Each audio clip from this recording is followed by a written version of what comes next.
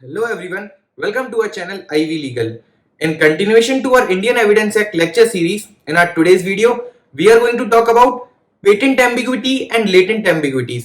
तो ambiguous documents को समझने से पहले और सेक्शन 94 से लेके 90 सेक्शन 100 तक समझने के लिए हमको पहले ambiguous documents के बारे में जानना जरूरी है. ambiguous documents यहाँ पर मतलब ये है कि कोई भी डॉक्यूमेंट जो कॉन्ट्रैक्ट जैसे अपन कॉन्ट्रैक्ट ड्राफ्ट करते हैं या फिर कोई ग्रांट या डिस्पोजिशन ऑफ प्रॉपर्टी होता है तो उस केस में जो डॉक्यूमेंट बनता है उस डॉक्यूमेंट में कुछ एम्बिग्विटी होती है. तो वो एम्बिग्विटीज जब होती हैं तो उन एम्बिग्विटीज का बेसिकली मतलब ये होता है कि उसमें कुछ ऐसे वर्ड्स हैं जिनका इंटरप्रिटेशन एक या एक से ज्यादा निकल के आ रहा है. तो अगर उनका इंटरप्रिटेशन एक या एक से ज्यादा निकल के आ रहा है तो उस केस में आपको क्या एविडेंस दे सकते हैं टू क्लैरिफाई दोज एम्बिग्विटीज या एविडेंस नहीं दे सकते हैं, वो हम बात करेंगे इन सेक्शन 94 टू 100.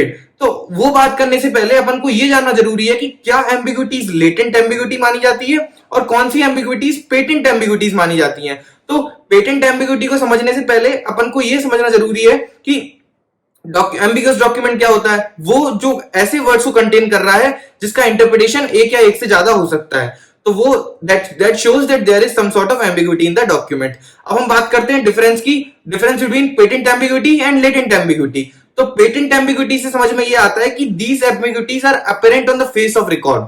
मतलब डॉक्यूमेंट के सामने ही दिख रहा है कि there is an ambiguity. जैसे कि मतलब कोर्ट जैसे डॉक्यूमेंट में अगर ये बताया गया है कि सपोज ए मतलब बोल रहा है, ए बी को बोल रहा है कि मैं मेरी कार तुमको बेचूंगा या तो 1 लाख रुपए में या 1.5 लाख रुपए में. तो यहां पर सीधी क्लियर एम्बिग्विटी है कि 1 लाख है या 1.5 लाख है, दो में से कुछ भी क्लियर नहीं है. तो that means there is an ambiguity which is apparent on the face of record.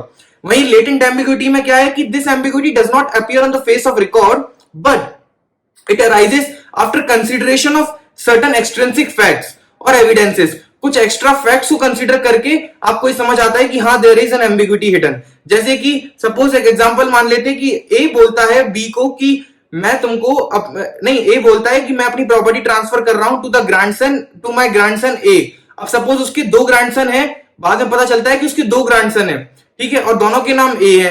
तो यहां पर again there is a latent ambiguity. यहां पर on the face of it क्या दिख रहा था कि बहुत क्लियर है, ए ने बोल दिया कि वो अपनी प्रॉपर्टी ग्रैंडसन को देगा जिसका नाम ए है. बाद में पता चलता है upon considering certain extrinsic facts ये समझ में आता है कि उसके 2 ग्रैंडसन है, एक नहीं है, और दोनों के नाम ए है.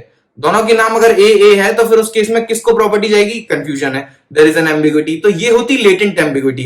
बट पेटेंट एम्बिग्विटी में क्या था कि वो ऑन द फेस था. लेटेंट एम्बिग्विटी में ऑन द फेस ऑफ कोई एम्बिग्विटी नहीं है but there is an ambiguity upon consideration of certain facts. तो बेसिकली मतलब आप ऐसे समझ सकते हैं कि there is a ambiguity but on taking into consideration certain extrinsic facts. ठीक है, अब हम बात करते हैं सेकंड डिफरेंस की. तो दूसरा डिफरेंस है कि patent ambiguity is dealt under section 93 and 94 of Indian evidence act. तो वहां पर 93 और 94 में आपको पेटेंट एम्बिग्विटी देखने को मिलेगी और सेक्शन 95, 96, 97, 98 में आपको लेटेंट एम्बिग्विटी देखने को मिलेगी. तो अब ये हो गया सेकंड डिफरेंस. थर्ड डिफरेंस है कि in case of patent ambiguities extrinsic evidence can not be given to clarify the meaning of the patent ambiguity. तो क्या होता है ना कि जैसे डॉक्यूमेंट में क्लियरली लिखा हुआ है कि या तो वो ए बी को कार अपनी 1 लाख में बेचेगा या फिर 1.5 लाख में बेचेगा. तो this is an ambiguity which is patent, which is apparent on record, which is apparent on the face. ठीक है, अब सामने से दिख रहा है कि ये डिफेक्ट है, तो फिर उस केस में कोई एक्सट्रिंसिक एविडेंस कोर्ट अलाउ नहीं करेगा क्योंकि कोर्ट को पता है कि अगर उनको ये समझ नहीं आ रहा कि वो कितने प्राइस से बेचना चाह रहे हैं, तो अगर उस समय नहीं सही कर पाए तो आज सही करने की कोई जरूरत नहीं है. तो इस केस में पेटेंट एम्बिग्विटी को रेक्टिफाई करने के लिए कोर्ट कोई एक्सट्रिंसिक एविडेंस अलाउ नहीं करता है. वहीं लेटेंट एम्बिग्विटी को रेक्टिफाई करने के लिए extrinsic evidences can be produce before the court.